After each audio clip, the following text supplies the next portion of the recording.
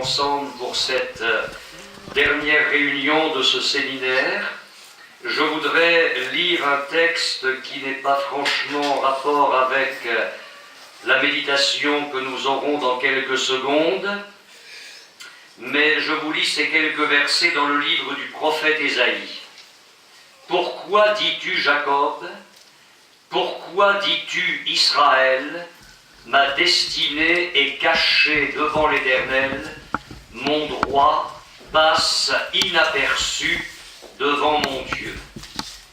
Et c'est parfois le danger qui nous guette, quand les épreuves déferlent dans nos vies, quand nous passons par de sombres vallées, et qu'il ne nous semble pas que Dieu réponde à la prière, que nous ne sentions pas sa présence, parce que Dieu nous éduque, parce qu'il fortifie notre foi, parce qu'il nous teste. Nous sommes tentés de dire que notre destinée, notre avenir est caché devant le Seigneur et qu'au fond, il semble que notre situation passe inaperçue devant ses yeux.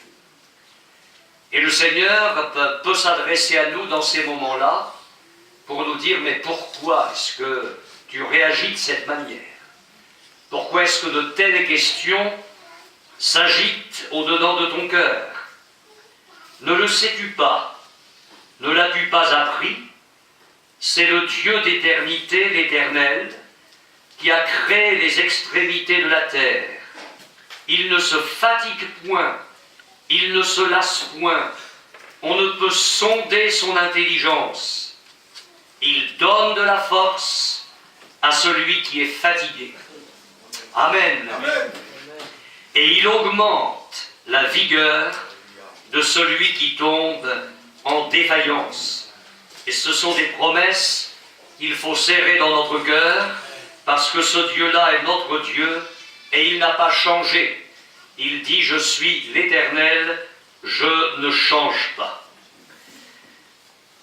Nous sommes loin d'avoir épuisé le sujet des souffrances de Jésus dans sa vie, parce que nous n'avons même pas abordé les souffrances de Christ dans sa mort. Il faudrait tout un séminaire là-dessus. Mais j'ai dû faire un choix pour ce matin. Alors j'aimerais, pour cette dernière réunion, vous parler de ce que j'appellerais les souffrances de Jésus par sympathie. Vous allez me dire, mais qu'est-ce que c'est que ça? Les souffrances de Jésus par sympathie. Qu'est-ce que la sympathie de Jésus face à la souffrance humaine? Nous allons le découvrir. C'est cette capacité qu'avait Jésus de communier à la souffrance de ceux qu'il était venu chercher et sauver. De telle sorte que la souffrance qui était devant lui devenait par sympathie, et je vais m'expliquer là-dessus, sa propre souffrance. Ce qui va nous amener à comprendre ce matin que notre souffrance, celle que nous sommes en train de vivre, devient la sienne parce qu'il communie avec nous dans la situation où nous sommes. Je vais vous lire quelques textes que vous connaissez par cœur. Ce matin, on ne fera qu'une révision, je n'ai pas la prétention de vous apprendre quoi que ce soit, mais quelques textes de l'Évangile où nous trouvons régulièrement cette expression « Jésus est ému de compassion ». Or, dans notre langue française, compatir, c'est pâtir avec, c'est souffrir avec. Quand Jésus est ému de compassion devant quelqu'un, il voit la souffrance et du même coup, parce qu'il est le Sauveur, il souffre avec. Sa souffrance, la souffrance de l'homme, de la femme, devient la souffrance de Jésus. Il en est ému, il en est bouleversé. bouleversé jusqu'au plus profond de son être, et il apporte alors la délivrance divine. Ce qui est de l'homme vient sur Jésus, et ce qui est sur Jésus vient sur l'être humain. Il y a un transfert. En quelque sorte, il prend sur lui, par sympathie, par compassion, ta souffrance, et il va communiquer en retour le secours divin. Ce n'est qu'un rappel, mais la première chose que je voudrais souligner ce matin, et je vais prendre ma montre parce qu'il ne faut pas rater le quart, c'est la compassion de Jésus devant la souffrance physique. Eh bien oui, j'y reviens, parce qu'il faut absolument que ceux qui souffrent au milieu de nous continuent à s'accrocher au Seigneur dans la foi pour obtenir la guérison dont ils ont besoin. Nous allons, si vous le voulez bien, lire dans Matthieu chapitre 14, verset 13. Matthieu chapitre 14, verset 13. À cette nouvelle, il venait d'apprendre que Jean-Baptiste avait été décapité dans sa prison. À cette nouvelle, Jésus partit de là, dans une barque, pour se retirer à l'écart dans un lieu désert. Et la foule, l'ayant su, sortit des villes et le suivit à pied. Quand il sortit de la barque, il vit une grande foule et fut ému de compassion pour elle, et il guérit les malades. Ce qui me bouleverse dans ce texte, c'est de voir la puissance et l'étendue de la compassion de Jésus. C'est une grande foule qui vient, et les regards de Jésus ne vont pas se laisser arrêter par les premiers rangs, une petite femme qui est là, un homme qui est là, mais il embrasse de son regard toute la foule, et il est ému de compassion pour tous ces gens. Pas un n'échappera à la compassion de Jésus. Ils sont là avec toutes sortes de maux, de souffrances, d'infirmités, et dans ce moment-là, son cœur va prendre toute la souffrance de ces gens. Encore une fois, leur souffrance devient la sienne, à un tel point qu'il en est ému, bouleversé jusqu'au plus profond de son être, et il va apporter la délivrance à chacun. Ce ne sera pas la loterie évangélique, au petit bonheur la chance, l'un étant guéri, l'autre étant laissé dans sa souffrance. Quel bonheur pour moi de lire, et il guérit tous les malades. Gloire à Dieu. Amen.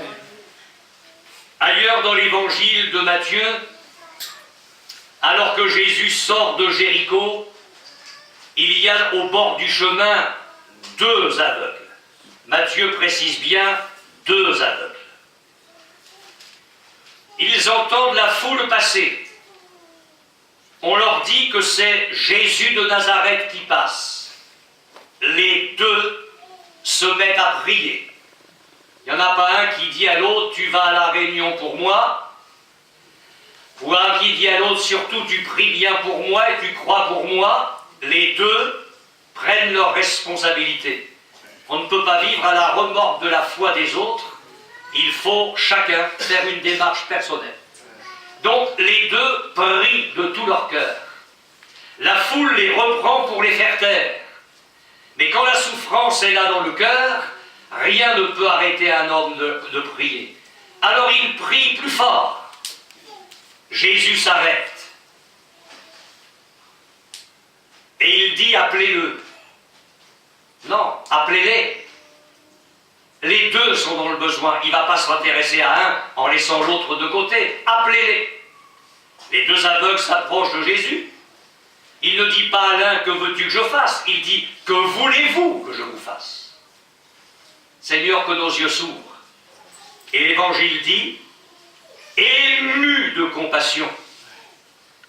Le problème au niveau de ces yeux-là, ces hommes n'y voient plus, aveugles.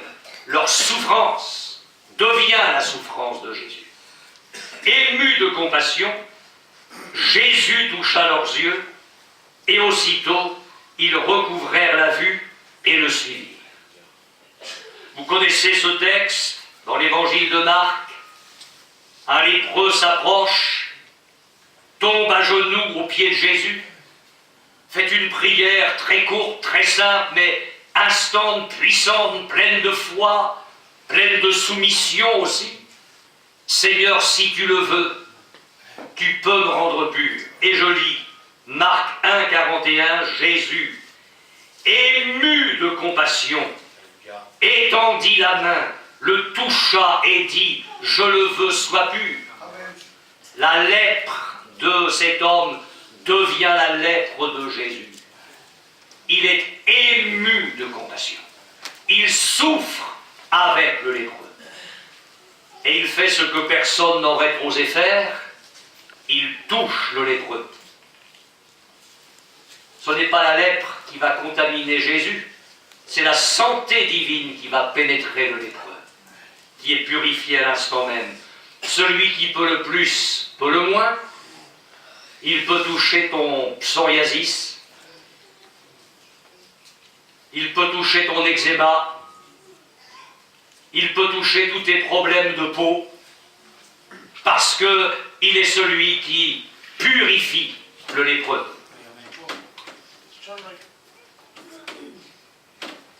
Alors c'est vrai, pour n'importe quelle forme de détresse. Je me souviens, j'étais jeune pasteur, et nous étions dans une réunion de prière avec l'église un jeudi soir. C'était une réunion de prière. Et puis un couple d'inconvertis, tout nouveau, est arrivé là, dans cette réunion. Et nous avons appris que cette femme était atteinte de dépression nerveuse, mais à un niveau très élevé. Elle était sous une tonne de médicaments, de tranquillisants, de neuroleptiques. Quand elle est entrée dans notre salle de réunion, c'était une automate. On aurait cru un jouet, vous savez, qu'on remonte, marchait comme ça, à pas saccadé. C'était une épave. Et ce soir-là, qu'est-ce que l'Église a fait? Nous nous sommes mis à genoux, et pendant toute la réunion, nous n'avons prié que pour cette femme. Les frères, les sœurs, les uns après les autres ont intercédé devant le Seigneur pour que Dieu guérisse cette femme. Et vous savez quoi à la fin de la réunion? Vous savez quoi? Elle est sortie dans le même état. Une automate. Elle est rentrée à la maison, elle s'est couchée, elle a dormi. Le lendemain matin, alors là, ne me demandez pas comment le Seigneur a fait pendant la nuit. Le lendemain matin, c'était une femme ressuscitée. Ressuscitée, pas améliorée, mais comme vous et moi. Plus besoin de médicaments, plus rien. Ces gens ont continué à venir écouter l'Évangile, ils se sont convertis, nous avons eu la joie de les baptiser, la dépression n'est jamais revenue. L'un de leurs enfants était gravement malade, il y a eu une tumeur au cerveau, et l'enfant a dû être opéré. Donc une épreuve très douloureuse que ces gens-là ont traversée avec la force de Dieu. La dépression n'est jamais revenue dans le cœur de la maman. Ce que Dieu fait est bien fait. Ému de compassion. C'est ce Jésus-là que je prêche encore avec bonheur ce matin, parce que je crois qu'il n'en a pas terminé avec nous dans ce séminaire, ni dans le retour après, ni dans les jours qui viennent. Je crois que Dieu va continuer à bénir et que Dieu va continuer à guérir, parce que Jésus est venu pour cela. Jésus, ému de compassion devant le deuil et la mort. Vous savez comment un jour, accompagné de ses disciples et d'une assez grande foule, il marche vers Naïn. Et puis sort de Naïn un cortège funèbre. C'est la deuxième fois qu'une femme prend le même chemin du cimetière. Quelques années auparavant, elle avait pris ce chemin-là pour mettre en terre son mari. Et ce jour-là, elle reprend le même chemin du cimetière pour mettre en terre son fils unique. C'est-à-dire qu'il ne lui reste plus rien. Il ne lui reste plus personne. Et je vous laisse imaginer quelques instants ces deux cortèges, parce qu'il y a quelque chose de très intéressant. À la tête de chaque cortège, il y a un fils unique. À la tête du premier cortège, que j'appellerais le cortège de la vie, il y a le Fils de Dieu. Et à la tête du deuxième cortège, que je vais appeler le cortège de la mort, il y a le Fils unique d'une femme qui vient de mourir. Le premier cortège est marqué par la vie, celle de Dieu, la vie éternelle. Le deuxième est marqué par la mort, conséquence du péché, la mort humaine terrestre. Et les deux cortèges se croisent. Au moment où Jésus voit cette petite femme effondrée derrière la civière de son fils, puisque on ne mettait pas les morts dans un cercueil, la parole de Dieu nous dit, le Seigneur l'ayant vue, fut ému de compassion pour elle. Et il lui dit, ne pleure pas. Mais il fallait que ce soit Jésus pour oser prononcer une parole comme ça. Comment ça, ne pleure pas? Mais elle va mettre en terre son fils unique, elle n'a plus personne, comment ça, ne pleure pas? Mais d'abord, avant de dire ça, il est ému de compassion. Le drame de cette femme devient le drame de Jésus.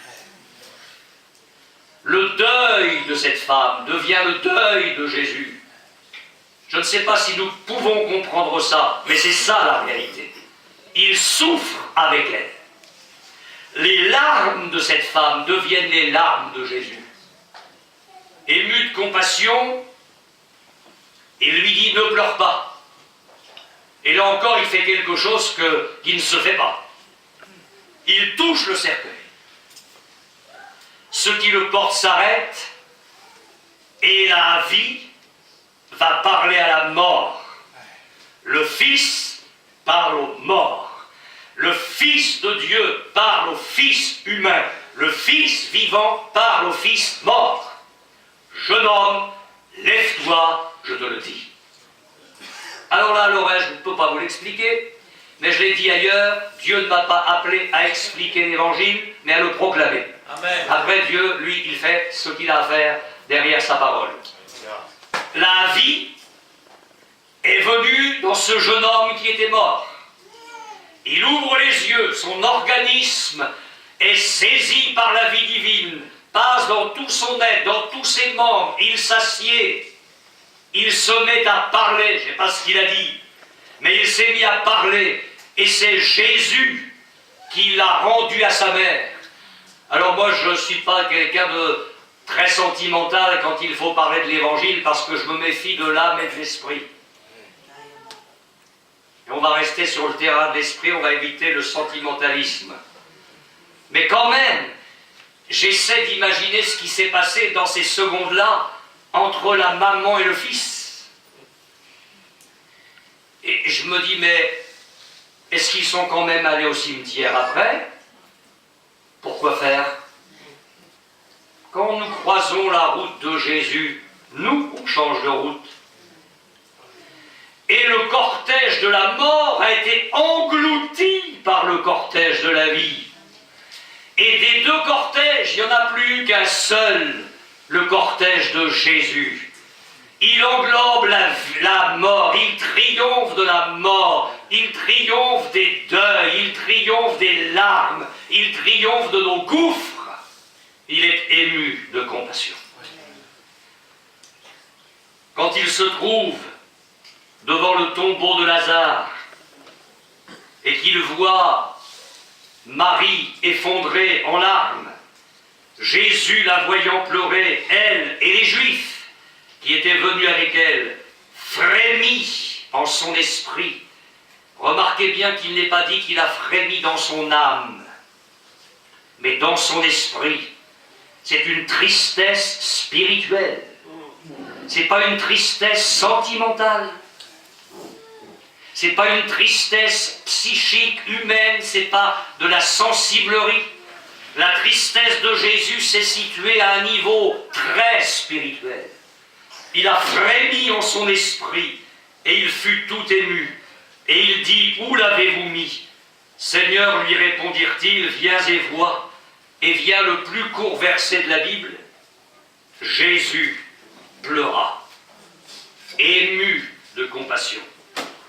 Et il est dit, Jésus, frémissant de nouveau en lui-même, se rendit au sépulcre. Et la suite, nous la connaissons, Jésus a rendu la vie à Lazare. Sur ce point-là, je voudrais vous dire que la parfaite sympathie de Jésus s'est exprimée par des larmes. Dans son amour, Jésus a partagé les peines qui sont le lot des êtres humains. Et Jésus était là, devant le cortège de la veuve de Naïm. Il était là, devant le tombeau de Lazare, face aux conséquences du péché, dans le cœur de l'être humain.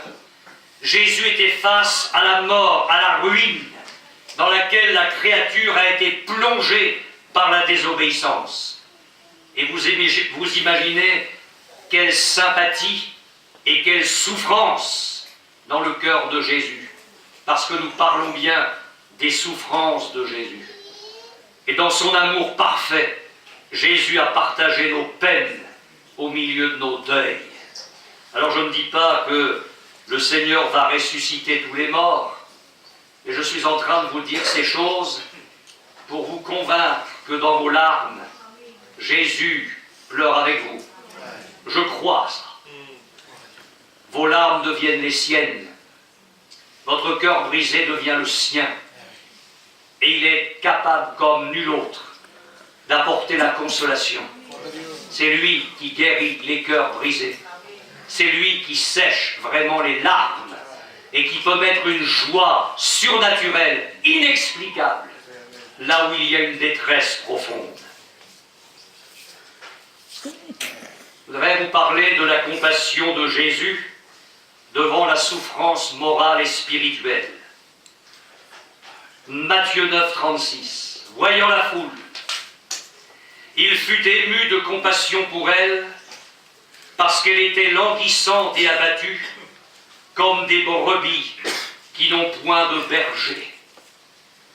Là, les regards de Jésus ne se portent pas sur des maladies, mais Jésus, devant cette foule, est capable de voir dans chaque cœur la détresse. La religion est en plein effondrement. La politique, n'en parlons pas. Les Romains ont envahi Israël. C'est un peuple sans espoir, qui n'a pas d'avenir sur le plan humain. Des brebis qui n'ont pas de berger. Oh, il y avait des bergers politiques, des bergers religieux dans les synagogues, mais on sait bien ce que Jésus en pensait. La réalité, c'est qu'il n'y avait pas de véritable berger. Et Jésus a vu ces gens-là, livrés à eux-mêmes, sans espoir, sans appui, sans fondement réel. Il fut ému de compassion parce qu'elle était languissante et abattue, comme des brebis qui n'ont pas de berger. Et j'ai lu le texte parallèle dans Marc 6, 34. Quand il sortit de la barque, Jésus vit une grande foule et fut ému de compassion pour eux, parce qu'ils étaient comme des brebis qui n'ont point de berger, et il se mit à leur enseigner beaucoup de choses. Quand nous nous sentons, c'est une parenthèse, quand nous nous sentons comme une brebis sans berger, Ce dont nous avons besoin, ce n'est pas de courir après des réunions surchauffées par des évangélistes surexcités. Parce que, une fois que cet ange aura agité l'eau de la piscine, tout redeviendra comme avant. Ce dont nous avons besoin, ce n'est pas qu'un ange, entre guillemets, agite un petit peu l'eau de notre piscine. La réponse de Jésus à des gens qui étaient sans berger, c'est sa parole. Et il leur enseigna beaucoup de choses. Parce qu'une foule sans berger n'a besoin d'autre chose que d'un ministère d'enseignement. Il leur enseigna beaucoup de choses. Parce que Jésus savait que c'était ça la réponse. En attendant, avant, ce qui est en amont de ce ministère d'enseignement a été une formidable compassion pour ces gens-là. J'ai été, pendant 5 ans, pasteur de M. Vasseur. Vous connaissez bien M. Vasseur, non? Je vous en parlais. Alors, nous sommes dans le milieu sédentaire, et mon ancien, je vais prendre le langage qui vous est courant, nous avons enseigné que nous, les pasteurs, il fallait être une demi-heure avant les gens. Donc, on était sur l'estrade, c'était comme ça dans notre contexte, et puis on examinait qui rentrait. Et quand je voyais M. Vasseur rentrer, avec son beau costume, sa chemise blanche, sa cravate, ses souliers cirés, dans mon cœur, à chaque fois, je disais gloire à Dieu. Vous allez dire, mais il ne veut pas être le seul avec un costume, une chemise blanche et une cravate. Qui était M. Vasseur? Un clochard, ivrogne. Sa chambre, c'était les wagons de marchandises, parqués sur le port de Rouen.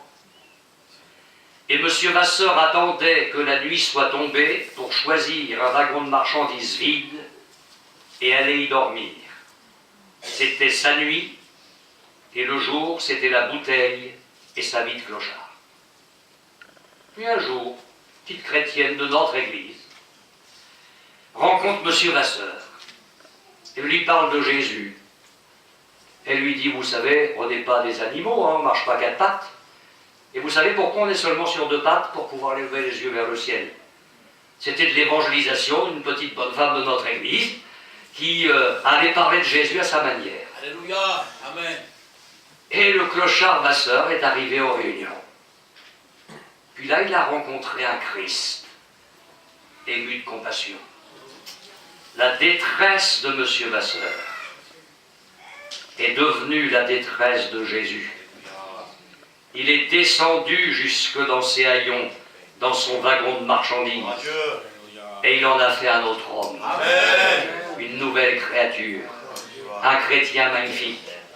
Alors, nous sommes dans le contexte sédentaire. Hein. C'est pas le costume qui fait le chrétien. C'est pas la chemise blanche qui fait le chrétien. C'est pas la cravate qui fait le chrétien. Mais pour lui, M. Vasseur, ça voulait dire quelque chose. Alléluia. L'extérieur marquait Alléluia. ce que Dieu avait fait à l'intérieur. Jésus avait été ému de compassion. Et je bénis Jésus, mon Jésus, qui fait d'un clochard un prince de Dieu. Amen. Gloire au Seigneur. Amen. Et je vais terminer par un point. Que j'ai des choses à vous dire là-dessus. J'ai eu à cœur ce matin en lisant mes notes. C'était pas prévu de vous parler de certaines choses et Dieu a certainement ses raisons. Jésus, ému de compassion devant les besoins physiques légitimes. J'entends par là ce qui suit avec la lecture de ce texte de Matthieu 15, 32. Alors Jésus est monté sur la montagne, il s'y est assis, et puis on a amené une foule avec toutes sortes de détresses, des boiteux, des estropiés, des aveugles, des muets, des gens mal en point de partout. Et puis il les a guéris. Et puis ça dure un moment parce qu'ils sont restés 3 jours. 3 jours. Jésus, ayant appelé ses disciples, dit, Je suis ému de compassion pour cette foule, car voilà 3 jours qu'ils sont près de moi et ils n'ont rien à manger.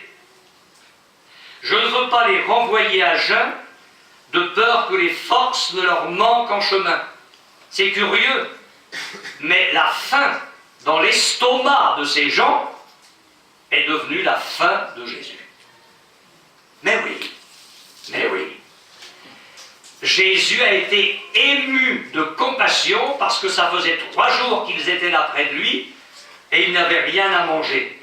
Et le texte parallèle dans Marc 8, en ces jours-là, une foule nombreuse s'étant de nouveau réunie et n'ayant pas de quoi manger, Jésus appela les disciples et leur dit « Je suis ému de compassion pour cette foule, car voilà 3 jours qu'ils sont près de moi et ils n'ont rien à manger.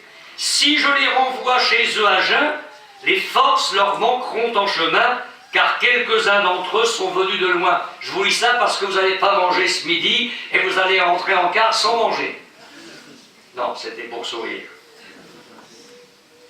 La compassion de Jésus s'étendait sur ceux qui avaient faim et qui n'avaient rien. Alors je ne vais pas revenir en détail sur ce point-là, j'en ai déjà parlé dans le séminaire. Je voudrais seulement rappeler ceci. Mon frère, ma sœur, si dans les jours qui viennent, dans les semaines qui viennent, il y a pour toi des temps difficiles, sur le plan financier, sur le plan matériel, n'oublie pas ce que nous avons dit dans ce séminaire. Dieu restera celui qui prendra soin de toi et qui pourvoira à tes besoins. L'apôtre Paul a dit « Qui nous séparera de l'amour de Dieu, sera-ce la faim ?» Au nombre des choses, il a cité la faim. Non, la faim ne va pas empêcher Jésus de nous aimer et Jésus de se manifester à nous. Mais au-delà de la faim, la nourriture, le Seigneur est ému de compassion devant les besoins matériels. Je n'en ai jamais parlé, je crois, ou alors je radote, mais je n'ai jamais parlé en détail, j'aimerais le faire ce matin, de tout ce que nous avons vécu quand nous avons changé de local à Nancy. Je suis arrivé à Nancy en 1987. L'Assemblée était réunie dans un petit local, contenant une centaine de places, et c'était déjà trop petit. C'était pas trop petit parce que Balière est arrivé, c'était trop petit avant. Au point que, lors de certaines réunions le dimanche matin, il y avait des gens jusque dans la cour. Et le pasteur qui m'avait précédé avait chauffé l'église à blanc, fallait changer de local, et c'est vrai, fallait changer de local. Alors j'avais pas posé mes cartons, et ça c'est vrai, j'avais encore les cartons, j'étais pas encore installé, que les frères du conseil responsables m'emmenaient voir des locaux un peu partout dans la ville. Nous étions encore au franc, c'était en 1987, des projets à 1,5 milliard de centimes de francs, sans compter les travaux, de la folie. Les frères étaient chauffés à blanc, c'était la folie. Alors quand j'ai vu ça, j'ai dit stop les frères, stop. Moi j'arrive, laissez-moi poser mes cartons, m'installer, prendre en main l'église, on va encore attendre quelques temps, on va se poser tranquillement. Ce que nous avons fait, je vous passe les premiers mois qui ont été des temps de purification pour l'Assemblée, parce que Dieu avait des choses à faire dans sa maison spirituelle avant la maison des murs. Et finalement, on a eu affaire à un architecte chrétien, membre d'une assemblée voisine, qui était un homme très capable, et qui nous a fait 5 projets, depuis le plus petit jusqu'au projet le plus ambitieux, puisque derrière notre salle de réunion, il y avait, on peut aller jusqu'à quelle heure? Oui. Derrière la salle de réunion, il y avait un terrain de 600 mètres carrés qui était à nous.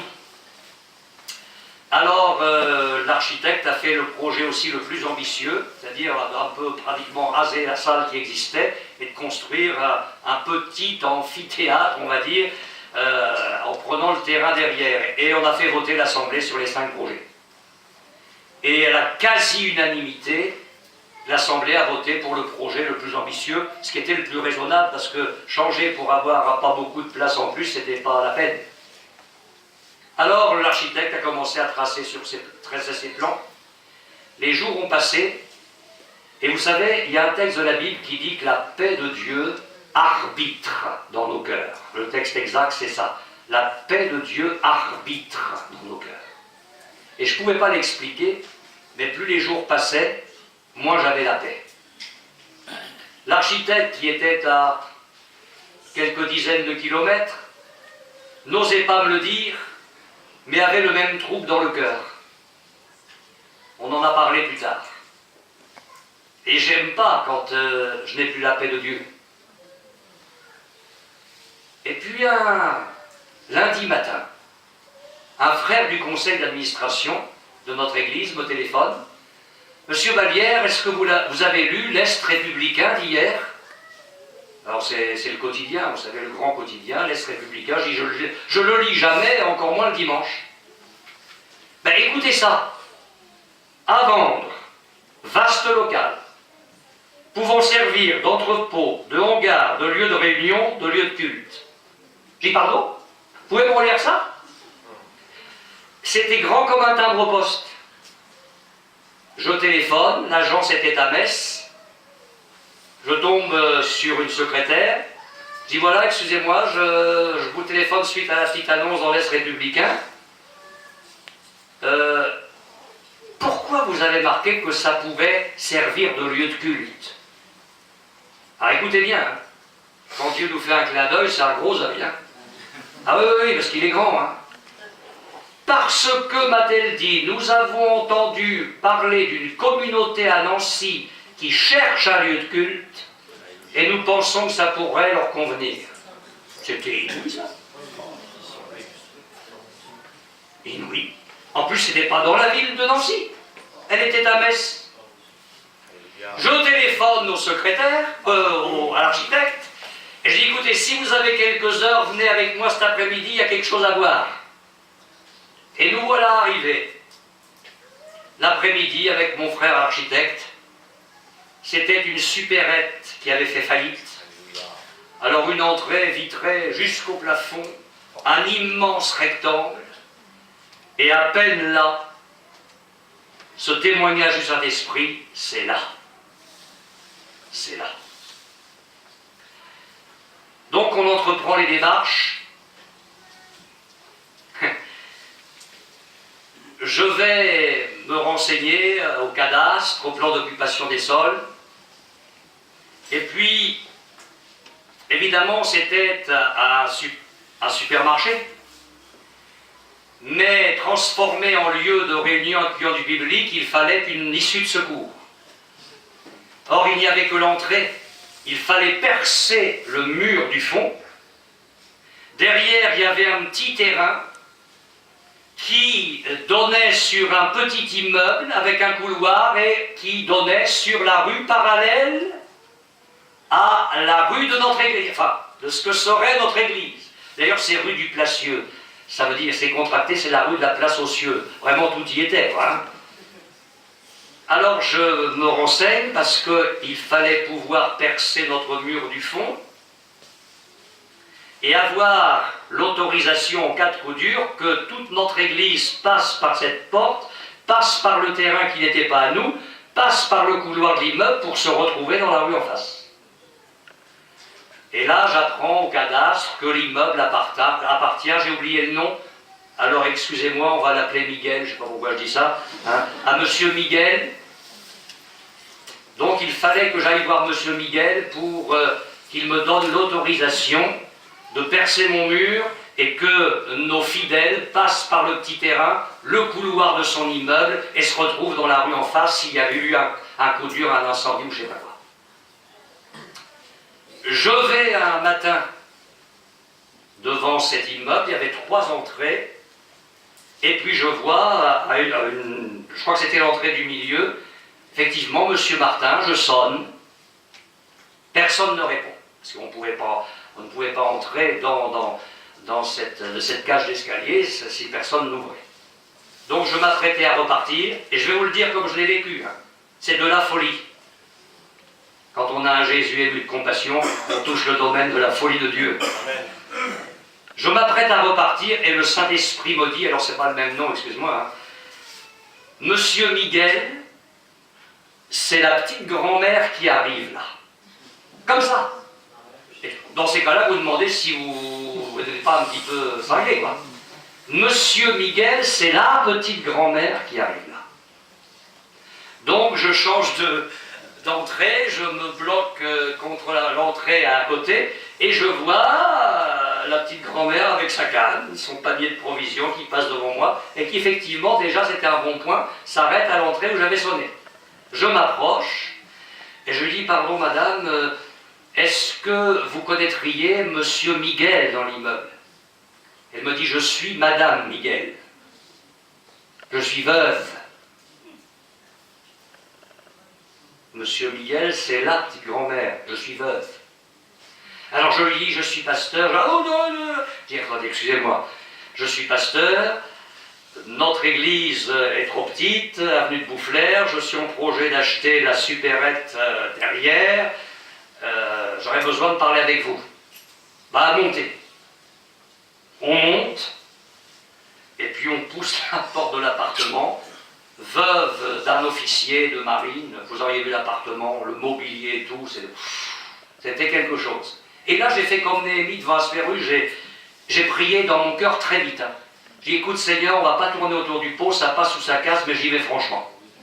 Alors on s'assied, et je lui dis, écoutez madame, je suis pasteur de l'église évangélique de Nancy, notre lieu de réunion est trop petit, je dois donc acheter la supérette derrière votre immeuble, mais je dois percer le mur du fond et que vous me donniez l'autorisation de traverser votre terrain, de traverser le couloir de votre immeuble pour que nous nous retrouvions dans la rue.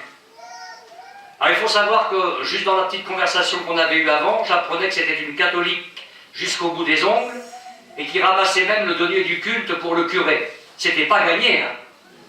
Mais quand Jésus est là pour pourvoir, non pas à nos besoins, mais aux siens finalement, ça peut se faire. Amen. La femme me regarde et elle me dit, écoutez bien ça, pour votre secte, je veux bien, ce serait pour quoi que ce soit d'autre, ce serait non. J'ai dit, écoutez, je reviens cet après-midi, on va faire un petit papier, vous me le signez? Ah oui, oui. Donc je reviens l'après-midi avec le papier qui était préparé, comme quoi elle me donnait bien toutes les autorisations. Elle a signé. 2 mois après, elle mourait d'une leucémie foudroyante. Il le savait. Mais il pourvoit. Alléluia. Alors l'architecte fait ses plans. Et puis dans l'assemblée, nous avions une sœur qui avait un fils. Maire d'une commune avoisinante de Nancy. Cet homme n'avait jamais mis les pieds dans nos réunions, il ne voulait rien savoir du Seigneur, mais il s'est mis à dire à sa mère, parce qu'il connaissait le projet, si ton pasteur a la moindre difficulté, qu'il n'hésite pas à prendre contact avec moi. Alors je dis à la brave sœur, écoutez, c'est gentil de la part de votre fils, mais pour l'instant tout va bien, ça baigne, tout roule. Ouais, sauf que, quand nous avons déposé le permis de construire à la mairie de Caen, de Rouen, de Nancy, j'ai fait tellement de villes que je ne sais plus, allez, de Montpellier, de Rose, tout ce que vous voulez. Quand nous nous sommes retrouvés dans la mairie de Nancy, avec l'architecte face à ces messieurs-dames dans une grande salle avec un bureau très impressionnant, ça a été niette. Le projet a été refusé. J'étais blanc, je tremblais, j'ai regardé mon frère architecte qui était aussi blanc que moi, mais qui savait se maîtriser parce qu'il était habitué aux choses. Donc il a dit à ces messieurs-dames, avouez que la vérité c'est que vous ne voulez pas qu'une église évangélique soit là dans ce quartier-là. Ils ont dit oui, exactement.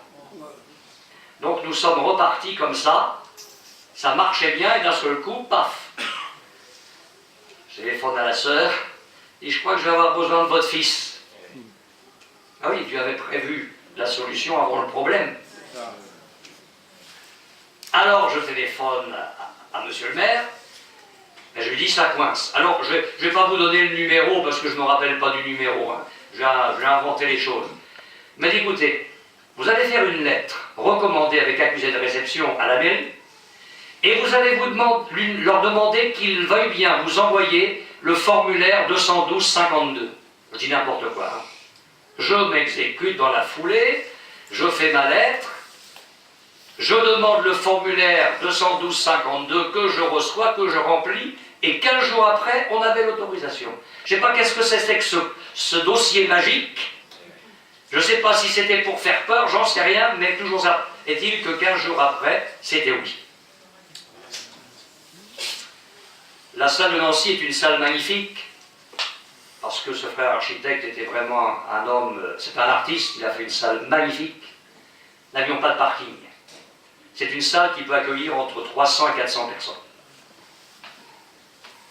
Mais on a eu l'autorisation parce que, à un bout de la rue, il y avait un parking pour un Super U qui était fermé le dimanche, et à l'autre bout de la rue, c'était le parking de la piscine, très largement capable d'accueillir les véhicules de nos frères et sœurs. Et à cause de ces deux parkings, on a eu l'autorisation. Alors écoutez bien la suite, parce que c'est le meilleur, la suite. Hein. Les frères du conseil d'administration m'ont dit, frères, on va envoyer une lettre à toutes les églises pour qu'elles nous aident. Alors c'est vrai qu'il y avait un peu d'argent en caisse, c'est vrai que l'Assemblée de Nancy était une assemblée très généreuse dans le domaine de l'argent, mais enfin c'était un projet très ambitieux, qui coûtait beaucoup d'argent. C'est pas que nous avions la folie des grandeurs, c'était que ça correspondait aux besoins, c'est tout. Alors c'est vrai que dans le mouvement des assemblées de Dieu auquel j'appartenais, c'est ce qui se pratique, c'est-à-dire que quand il y a un projet financier, le pasteur, avec l'autorisation de sa région, peut envoyer des lettres à tous les pasteurs pour que, éventuellement, selon les besoins et les possibilités, les églises aident. Et nous l'avions fait, nous, à Nancy, pour d'autres frères et leurs projets. Mais Balière, il est monté à l'envers. J'ai dit aux frères du conseil d'administration, non. Nous n'enverrons aucune lettre. C'est le projet de Dieu. Quand nous aurons des factures à payer, nous allons nous mettre à genoux et nous allons demander à Dieu de bien vouloir payer ces factures, parce que ce sont les siennes, ce n'est pas les nôtres. Et c'est ce que nous avons fait. Alors, je ne peux pas tout vous raconter, mais devant un tel projet, je n'ai jamais fait un appel d'argent. Jamais. J'en prends Dieu à témoin qui m'écoute ce matin. Jamais du haut de l'estrade, je n'ai parlé d'un seul projet, d'un seul besoin financier. Nous n'avons fait d'appel général, jamais, jamais, jamais. Ni dans les visites aux chrétiens. Mais un jour, je fais une visite et nous avions une facture à payer. Et je visite une sœur, malade du cœur, je le savais. Et elle me dit, vous savez, monsieur Balière, avec ce que j'ai au cœur, je peux vivre 20 minutes, je peux vivre 20 ans. Je n'ai pas d'héritier, je suis seul. Mon livret de caisse d'épargne est arrivé au maximum. Et dans mon temps de prière avec le Seigneur m'a demandé de donner à son œuvre tout le livret de caisse d'épargne, parce que de toute façon, il ne me servira pas. Je suis reparti de là avec une promesse de millions de centimes de francs. Et l'entreprise a été payée. Et il y a eu des gros travaux par des grandes entreprises. Alors, toujours pareil, des factures à payer, je me souviens de ce moment-là, parce que c'est mémorable.